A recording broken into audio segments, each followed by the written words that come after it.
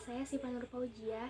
Saya dari 11 MIPA 4. Dan di sini saya akan menjelaskan tentang minyak bumi bersama teman saya yang bernama Fitria Oktaviani.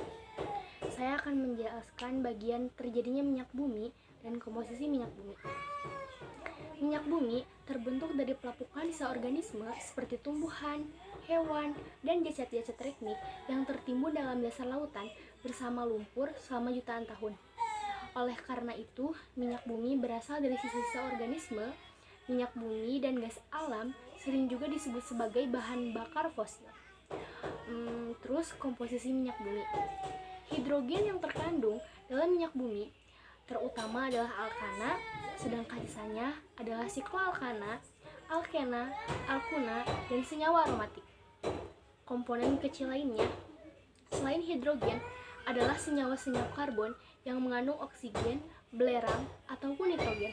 Kedua adalah pengolahan minyak bumi, fraksi minyak bumi beserta kegunaannya. Adapun 6 proses pengolahan minyak bumi agar dapat digunakan sebagai bahan bakar. Yang pertama, proses destilasi. Yang kedua adalah proses cracking. Ketiga, proses reforming. 4 adalah proses pelimentasi, proses steating. Yang terakhir adalah proses blending. Terus, di sini saya akan menjelaskan tentang macam-macam minyak bumi. Yang pertama, fraksi ringan gas. Kegunaan fraksi gas ini yaitu digunakan sebagai bahan bakar untuk memasak atau LPG yang tersusun dari propana dan butana. Yang kedua adalah petroleum ether atau PE. Pada umumnya, pelarut ini digunakan dalam proses ekstrasi senyawa organik tertentu ataupun sebagai media kreasi menggunakan resin tertentu. Yang ketiga, bensin, gasolin. Bensin banyak digunakan dalam kehidupan manusia sebagai bahan bakar alat transportasi. Yang keempat adalah nafta. Nafta digunakan sebagai bahan baku pembuat plastik, pelarut, karet, dan industri petrokimia lainnya. Sekian dari saya, nanti akan dilanjutkan oleh teman saya yang bernama Fitria Oktaviani. Assalamualaikum warahmatullahi wabarakatuh. Perkenalkan, nama saya Fitria Oktaviani. Saya dari kelas 11 MIPA 4, kelompok 9. Di sini saya akan menjelaskan dua materi tentang minyak bumi. Pertama, mutu bensin dan bilangan oktan. Mutu bensin ditentukan oleh bilangan oktan. Cara meningkatkan mutu bensin yaitu dengan meningkatkan bilangan oktan atau menambah zat aditif. Dahulu digunakan TEL, tetapi sekarang dilarang. Sebagai contoh, di SPBU pertama 92 dan ada 95. 92 dan 95 itu angka oktannya. Semakin tinggi maka kualitasnya semakin bagus. Pertama 95 lebih mahal daripada pertama 92 karena kualitasnya. Bilangan oktan. Bilangan oktan adalah angka yang menunjukkan seberapa besar tekanan yang bisa diberikan sebelum bensin terbakar secara spontan. Di dalam mesin, campuran udara dan bensin atau dalam bentuk gas ditekan oleh piston sampai dengan volume yang sangat kecil dan kemudian dibakar oleh percikan api yang dihasilkan busi. Saya juga akan menjelaskan tentang perbandingan mutu bensin premium, pertalite, dan pertamax. Pertama, premium. Premium merupakan bahan bakar mesin bensin dengan angka oktan minimal 88. Premium diproduksi sesuai keputusan Direktorat Jenderal Minyak dan Gas Bumi nomor 3674 atau K24 atau DJM atau 2006 tanggal 17 Maret 2006 tentang spesifik bahan bakar minyak jenis bensin 88.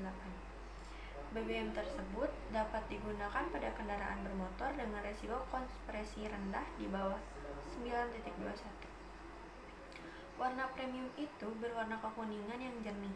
Premium jenis BBM yang paling populer bagi masyarakat Indonesia karena harganya relatif murah jika dibandingkan Pertamax dan Pertalite. Pada umumnya, premium digunakan untuk kendaraan bermesin bensin.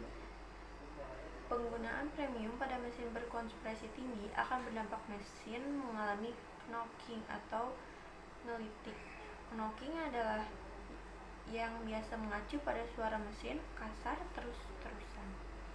Kedua, Pertalite.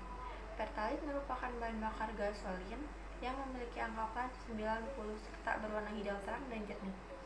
BBM jenis tersebut sangat tepat digunakan oleh kendaraan dengan kompresi 9.21 hingga 10.21. Pertalite memiliki angka oktan yang lebih tinggi daripada premium 88, sehingga lebih tepat digunakan untuk kendaraan bermesin bensin yang beredar di Indonesia. 3.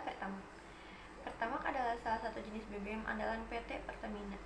Dilansir dari situs resmi Kementerian Badan Usaha Milik Negara atau BUMN, Pertamax merupakan jenis BBM dengan angka oktan minimal 92 berstandar internasional.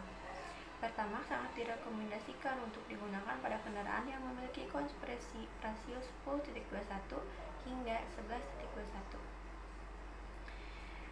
Terakhir, saya akan menjelaskan tentang dampak-dampak pembakaran bahan bakar bagi kesehatan dan lingkungan.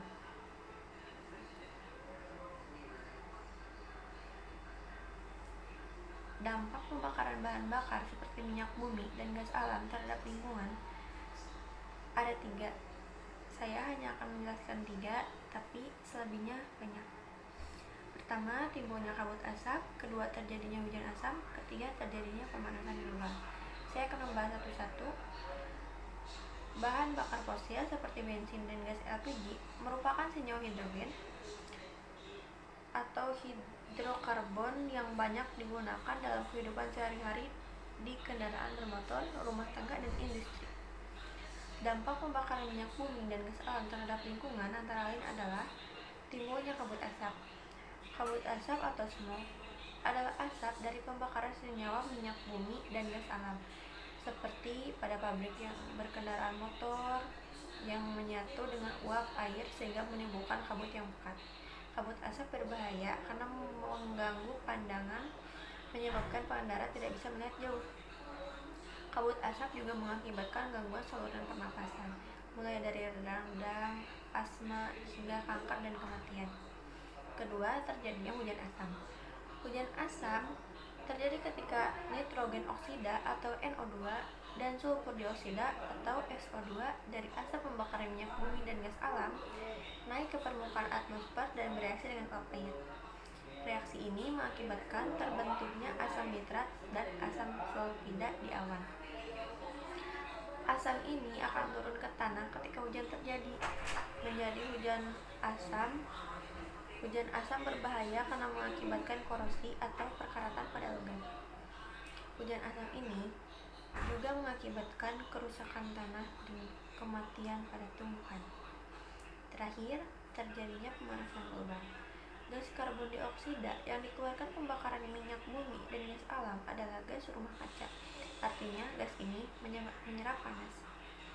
Meningkatnya gas karbon dioksida di bumi mengakibatkan meningkatnya suhu atmosfer bumi dan menyebabkan perubahan iklim. Ini berakibat pada perubahan cuaca yang tidak menentu, kekeringan, dan bencana alam lainnya. Saya hanya bisa menjelaskan sampai situ. Terima kasih. Mohon maaf apabila masih banyak kesalahan. Wassalamualaikum warahmatullahi wabarakatuh.